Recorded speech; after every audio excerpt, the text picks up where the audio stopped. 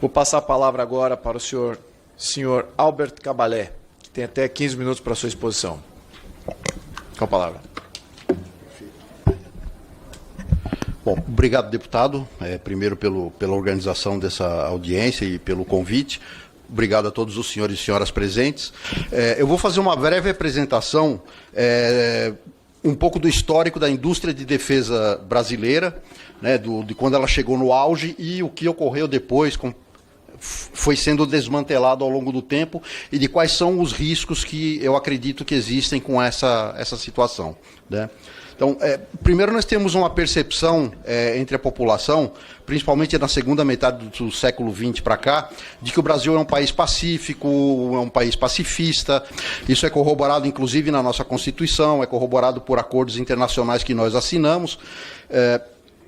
O Brasil sempre preferiu utilizar meios diplomáticos, inclusive para resolver questões de fronteira no início do século XX e por aí vai. E não obstante a gente ter enviado tropas para lutar na Segunda Guerra Mundial, já se passaram muito tempo disso, e durante a segunda metade do século XX o Brasil se manteve distante, de certa forma, dos grandes conflitos geopolíticos, da grande disputa entre, basicamente, entre Estados Unidos e União Soviética, a extinta União Soviética, né?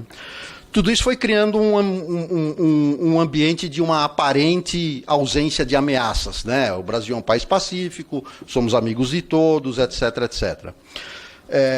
Bom, eu não preciso falar da enormidade do Brasil, né? Nós somos o 5º maior país do mundo em território, nós temos a 6ª maior população, nós temos, voltamos agora a estar entre os 10 maiores PIBs no ranking do PIB, parece que no primeiro trimestre chegamos a 9º, passamos a Itália. Tudo isso coloca o Brasil é um país que tem uma dimensão tanto econômica quanto em termos de recursos naturais, quanto de população e etc., que não condiz com essa ausência de um debate mais sério de defesa, de uma percepção mais abrangente de defesa pela população, né? E aí vamos começar a falar um pouquinho sobre a indústria de defesa do Brasil. Nos anos 60 e 70 foram criadas diversas empresas, foi quando, durante o regime militar, começaram a ser criadas diversas empresas de defesa. Em 1969 foi criada a Embraer, em 1961 foi criada a Avibras, que hoje está na Berlinda, e em 1963 foi criada a Ingesa, que fechou as portas na década de 90, e uma série de outras. Tivemos políticas para isso. Em 1974 foi lançada a Política Nacional de Exportação de Material de Emprego Militar, que tinha por objetivo viabilizar a exportação de equipamento militar como uma ferramenta, um instrumento de política externa, né? E foi se criando esse ambiente para a indústria de defesa. Durante os anos 80, essa indústria atingiu o auge. Nós tivemos a maior parte das exportações de equipamentos giravam em torno do Cascavel e Urutu, que eram da Ingesa, os aviões Chavante, que eram da Embraer, que era uma parceria com a indústria italiana. Os maiores, o Astros 2 surgiu também mais ou menos nessa época, né, pela Avibras, e os maiores clientes que nós tínhamos estavam no Oriente Médio e no Norte da África, eram a Líbia e o Iraque, era o período da guerra civil, da guerra entre Irã e Iraque, né? Esse gráfico ele mostra rapidamente a distribuição das exportações da indústria de defesa do Brasil. Ele mostra bem que elas eram concentradas entre aviação, entre o Chavante e alguns outros na época, mas principalmente o Chavante, e o Astros 2, artilharia, e os blindados Urutu e Cascavel. Esse outro gráfico ele é interessante porque ele mostra a balança de comércio exterior no setor de defesa. Essa balança nunca foi favorável ao Brasil, com exceção dos anos 80, que foi esse auge da indústria de defesa brasileira. A gente vê aqui as linhas azuis são as importações e as linhas laranjas são as exportações. Na década de 80 nós tivemos 1 ou 2 anos em que ficamos empatados ou perdemos um pouquinho, mas foi um ano em que quase todo ele foi favorável à indústria de defesa do Brasil. Nesse mesmo período, a indústria nacional ela fornecia praticamente todo o material de baixa e média tecnologia que era necessário para as Forças Armadas. Então, as importações se concentravam mais na parte de mais alta tecnologia, né? Uma leitura que pode ser feita disso, não obstante tenha havido um favorecimento pelo ambiente internacional, com as guerras no Oriente Médio e guerras civis na África e etc., mas uma leitura que pode ser feita disso é que uma indústria que começou a ser construída 10 ou 20 anos antes começava a dar alguns frutos, né? E aí, no final dos anos 80, início dos anos 90, essa indústria começou a entrar em declínio. Nós tivemos o final da guerra Irã-Iraque, tivemos o final da Guerra Fria, né, que considerava-se ou seja, que não haveria mais aquele conflito geopolítico intenso como havia até então. Ao mesmo tempo, internamente, nós tivemos uma conjuntura econômica desfavorável e os temas militares, Forças Armadas, começaram a perder prioridade nos orçamentos, né? As empresas de defesa que passaram a ter uma baixa escala de produção, começaram a ter dificuldades financeiras e isso criou ou evidenciou, talvez em alguns casos, problemas também administrativos, de gestão e etc., né? E muitas empresas começaram a ser desmanteladas, né? Acho que provavelmente o caso mais icônico nessa época foi da própria Engesa, né, que no auge chegou a ter mais de 10 mil funcionários, né? E ela encerrou as atividades em 1993. Essas prioridades começaram a ser retomadas e essa percepção, a recuperação da prioridade da indústria de defesa e algumas mudanças de percepção que a gente sente na população. A partir dos anos 90, durante o governo do presidente Fernando Henrique Cardoso, foi aprovada a Política de Defesa Nacional em 1996, foi criado o Ministério da Defesa em 99. Essa política pode ser considerada um marco, né, nos assuntos de defesa do Brasil. Ela sofreu uma atualização em 2005, foi complementada pela Estratégia Nacional de Defesa. Em 2012, as duas foram atualizadas mais uma vez. A política recebeu o nome atual de Política Nacional de Defesa, né, houve uma inversão do nome. Ambas foram revisadas mais uma vez em 2020. Em 2005, nós tivemos também uma atualização da política para base industrial, que seria a PNID, né, a Política Nacional da Indústria de Defesa. No cenário internacional, em paralelo a isso, nos anos mais recentes, a gente percebe um crescimento do debate sobre defesa. Alguns pontos levam a isso. Apesar de ser um assunto que ainda causa estranheza a uma grande parcela da população, pelo fato da gente ter ainda aquela percepção de país pacífico e etc., mas o século XXI se iniciou com muita tensão, né? O século começou com a questão do World Trade Center, do ataque às Torres Gêmeas, e aí na sequência veio a guerra ao terror, guerra do Afeganistão, guerra do Iraque, depois tivemos conflitos entre Israel e o Líbano em 2006, os conflitos recorrentes entre Israel e o Hamas, que novamente está acontecendo agora. Tivemos a guerra da Geórgia, tivemos a guerra que começou na Ucrânia em 2014, culminou agora em 2022 com a invasão da Rússia. Enfim, tudo isso entra no noticiário todos os dias e começa a mudar um pouquinho a percepção das pessoas. As pessoas começam a perceber, tá bom, nós somos um país pacífico, mas tudo isso que está acontecendo no mundo, isso pode vir a chegar no nosso entorno, na nossa vizinhança e pode nos causar problemas, né? E aí nós temos a necessidade de uma indústria de defesa forte e independente. Ou seja, para que nós evitemos os problemas que a gente vem mencionando até aqui, nós precisamos dissuadir. O Brasil precisa ter capacidade dissuasória, precisamos ser capazes de dissuadir ameaças. Para isso, nós precisamos de forças armadas fortes, e forças armadas fortes precisam de uma base industrial de defesa forte e independente.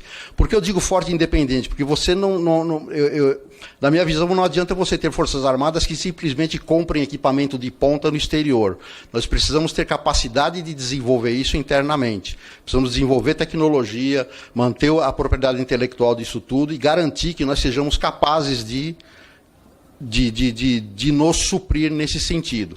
É claro que isso não vai acontecer da noite para o dia, obviamente. Isso requer um planejamento de longo prazo, mas é necessário começar em algum momento, né?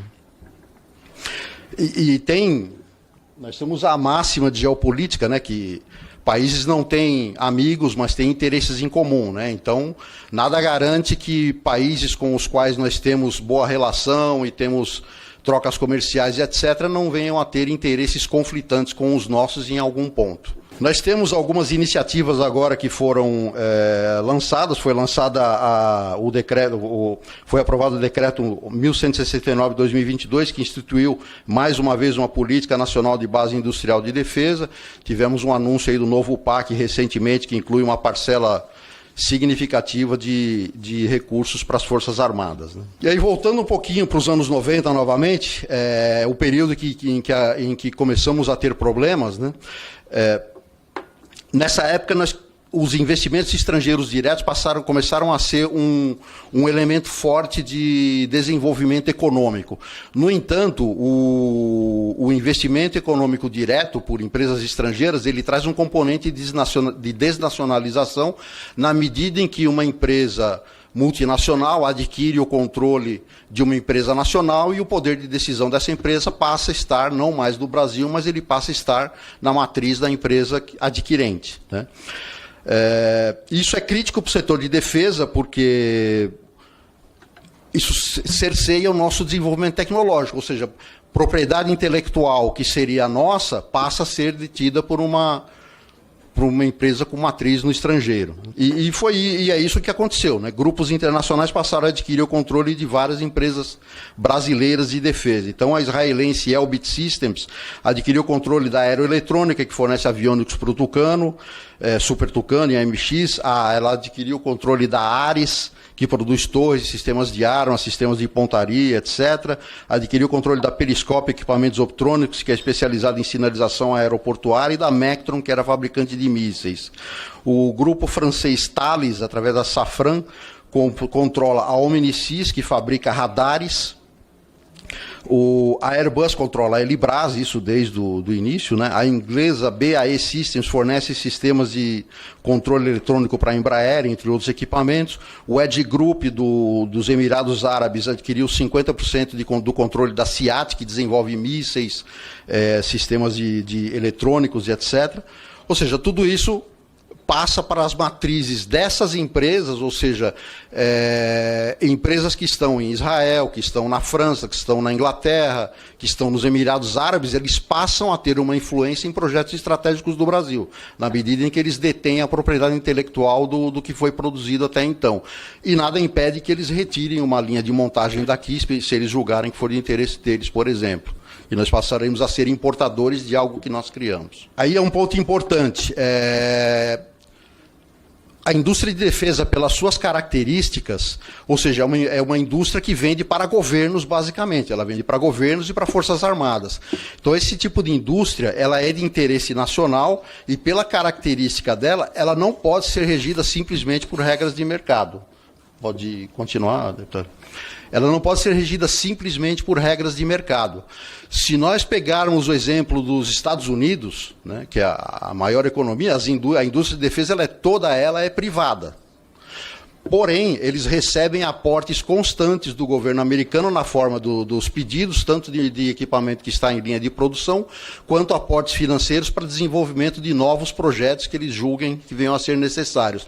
Além disso, a indústria de defesa americana ela tem um forte apoio governamental na forma de suporte diplomático, tanto na intermediação quanto, inclusive, em pressão diplomática junto a países para fazer essa aquisição. Então, uma empresa de defesa, ela não vive ou não sobrevive sem ter um apoio forte do seu governo. E aí nós chegamos no caso da Avibras, que o comandante já mencionou. A Avibras é uma empresa de cerca de 1.000 funcionários, né? Eles produzem sistemas de mísseis, sistemas de artilharia, blindados, outros equipamentos. Eles estão com uma dívida aí de 640 milhões de reais, pelos dados que a gente vê no mercado.